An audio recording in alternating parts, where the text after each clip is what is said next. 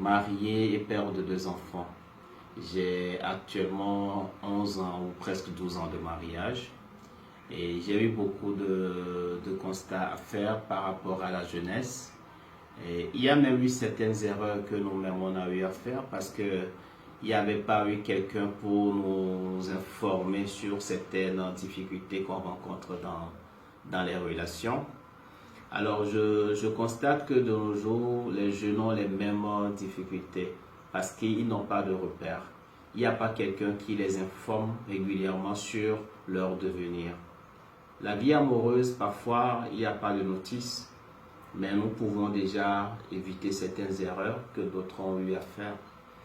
Alors, je vois beaucoup de jeunes qui disent être amoureux et c'est tout à fait normal parce que c'est le point de départ.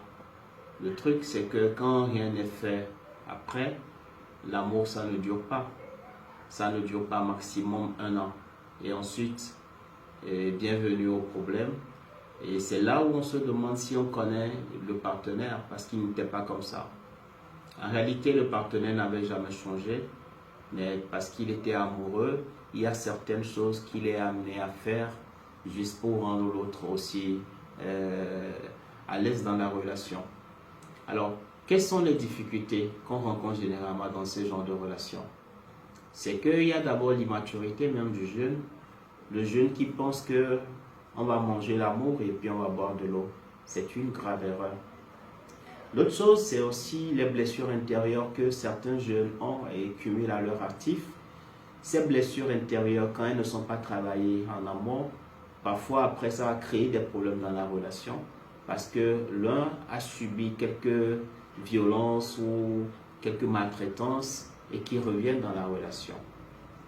L'autre chose aussi, c'est que parfois les jeunes pensent que puisqu'on est amoureux, il n'y aura pas de conflit dans la relation. C'est faux. Il y aura toujours un conflit. Il y aura toujours des désaccords. Il y aura des points sur lesquels vous aurez des difficultés à décider. Il y aura même des problèmes en ce qui concerne la religion que vous pratiquez ou l'appartenance à un groupe. Et ce qui va faire à un moment donné que l'on va se poser la question de savoir pourquoi est-ce qu'il a changé. On a l'impression qu'on ne connaît pas l'être aimé. Et ce qui est malheureux et parfois très douloureux, c'est de se mettre dans une relation où on a fait le mariage, où on a des enfants, et du jour au lendemain, on se rend compte que l'autre n'est plus la personne avec qui on veut vivre. Et donc, bonjour les dégâts, parce que les enfants seront les personnes qui vont subir ces différentes conséquences, les séparations, les enfants qui vont être ballottés du papa vers la maman ou bien c'est parfois la justice pour voir qui va avoir la garde de l'enfant. On va avoir 2 personnes qui s'aimaient et qui avaient une complicité du jour au lendemain, c'est 2 personnes qui ne pourront plus se supporter. Ça a aussi des répercussions sur le travail de l'autre parce que l'autre ira au boulot et va penser à ce problème-là. Parce qu'il n'y a pas de compréhension, parce que la famille a interagi dans la relation, parce que les amis ont influencé la relation, parce que la sexualité même a influencé la relation, ou bien la finance, parce que l'autre, avant il avait un boulot et ensuite il n'a plus de boulot. Tout cela peut être préparé en amont, parce que quand vous voulez vous mettre avec quelqu'un, c'est comme si vous faites un recrutement. Vous devez établir votre profil de job description.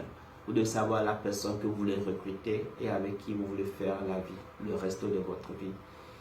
Je voudrais avertir les jeunes pour leur dire qu'il y a des erreurs que d'autres personnes ont déjà eu à faire et que vous n'avez pas besoin de commettre. C'est pour cela que je vous invite à une formation que j'anime personnellement le samedi 10 septembre à 15 h dans la salle Innov de Freya Consulting. Je vous invite parce que la formation, c'est de l'apprentissage. Et le savoir, il est capital. Ce que vous savez, personne ne peut vous le retirer.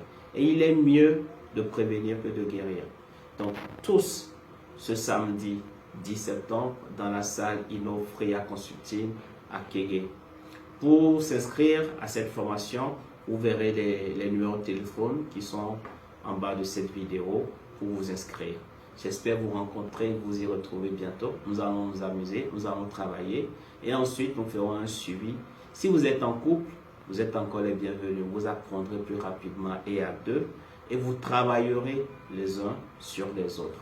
Ensuite, si vous voulez, nous pourrons aussi vous accompagner. Si vous êtes déjà en couple, nous pourrons vous accompagner pour vous aider à travailler l'un sur l'autre, à vous comprendre et à voir sur quel palier vous pourriez avancer.